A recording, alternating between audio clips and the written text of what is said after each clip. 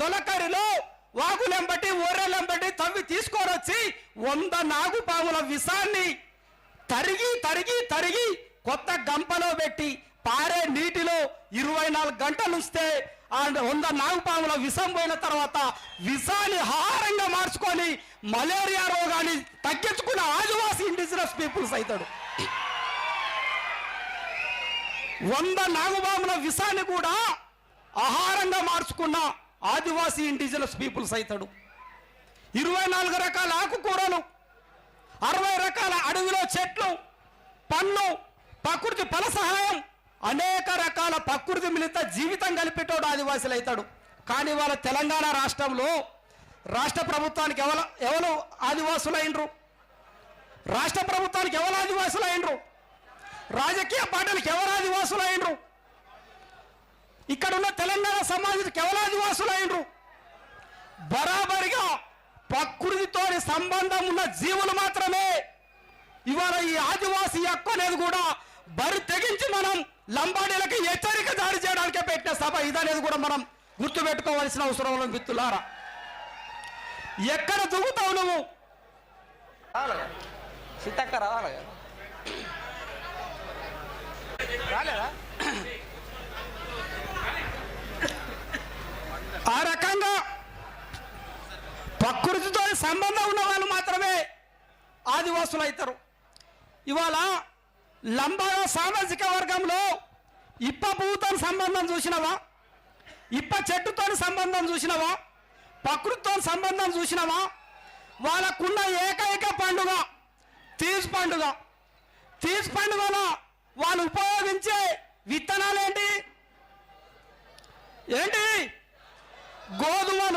గోధుమలు ఎక్కడ పండుతాయి? రాజస్థాన్.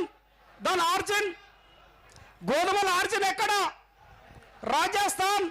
మరి మీ గోధుమలు రాజస్థాన్లో పండితే నువ్వు మా భద్రాద్రి కొత్తగూడెంలో నేటివ్ ట్రైబల్ అయినవా?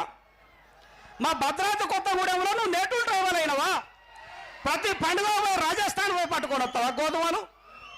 ఇగో ఇవన్నిటినీ మడత పెట్టి బుద్ధి చెప్పకుంటే మనని మళ్ళీ బస్తారు ఆదివాసులుగా మార్చే కుట్రలు లంబాడీలు చేస్తారు. కాబట్టి మనం బరాబరిగా మాట్లాడవలసిన అవసరం ఉన్నది, చర్చించుకోవాల్సిన అవసరం ఉన్నది. ఈ సోయి లేని తెలంగాణకి అర్థం చేయించాల్సిన అవసరం ఉన్నది మిత్రులారా. అనేక రకాల కుట్రలు. ఆగస్టు 9 అనేది ఆషామాషిగా వచ్చిందా?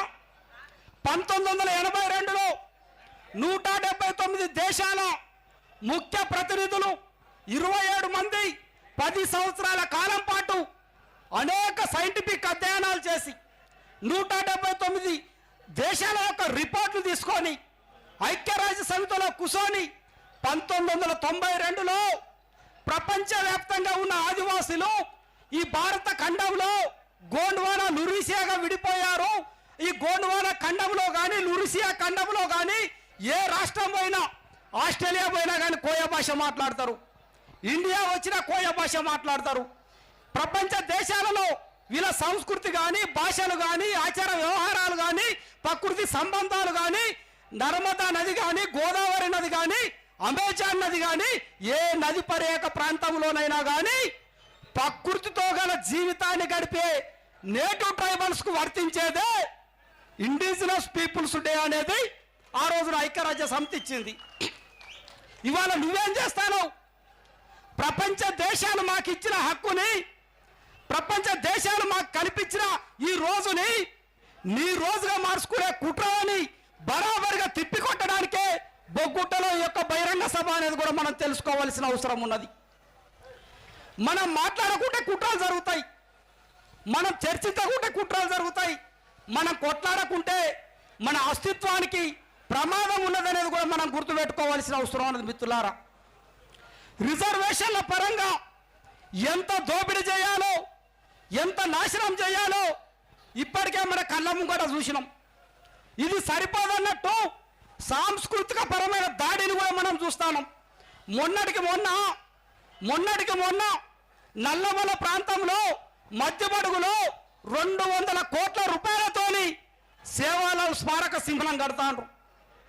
సేవాలాల్ విగ్రహాలు ప్రతి జిల్లా కేంద్రంలోకి వచ్చినాయి. సేవాలాల్ విగ్రహాలు ప్రతి ప్రాంతంలోకి వచ్చినాయి. ఇటీవల కాలంలో కొత్తగా టాను నాయక్ అనే ఒక లీడర్ మళ్ళీ పరిచయం అవుతాడు. ఇది తెలంగాణలో ఆదివాసీల అస్తిత్వాన్ని తొక్కుడు కాదా? ఇది తెలంగాణలో మన చరిత్రను తొక్కేయడం కాదా? ఇది తెలంగాణలో ఆదివాసులని సమాధి చేసే కుట్రలు కాదా అనేది కూడా మనం ఈ భద్రాద్రి కొత్తగూడెం సభ నుంచి మనం తెలుసుకోవాల్సిన అవసరం ఉంది మిత్రులారా. మనం గర్జించాలి, మనం కొట్లాడాలి. గోదావరి పర్యాక ప్రాంతం మట్టిని చేల్చుకొని పుట్టిన వారమే కదా ఇక్కడున్న కోయలం, ఇక్కడున్న నాయకపోలం, ఇక్కడున్న గోండులం. కిన్నెరసాని నది నుంచి పుట్టిందెవరు? తాలిపేరు నది నుంచి పుట్టిందెవరు? ఆదిలాబాద్లో ప్రాణహిత నుంచి పుట్టిందెవరు? పెనుగంగా నుంచి పుట్టిందెవరు? గోదావరి నది పర్యాక ప్రాంతంలో ఈ మట్టి తల్లి గర్భాన్ని పంచుకొని పుట్టిన మననే ఈ ప్రాంతంలో ఈనంగా చూపెట్టే కుట్ర ఇవాళ ఈ రాజకీయ పార్టీలు లంబాడీలు చేస్తున్నాయి. కాబట్టి ఇవాళ మనం గర్జించి పోరాడాల్సిన సమావేశమైంది కూడా ఈ సభ నుంచి పిలుపునిస్తున్నాం మిత్రులారా. వస్తాను.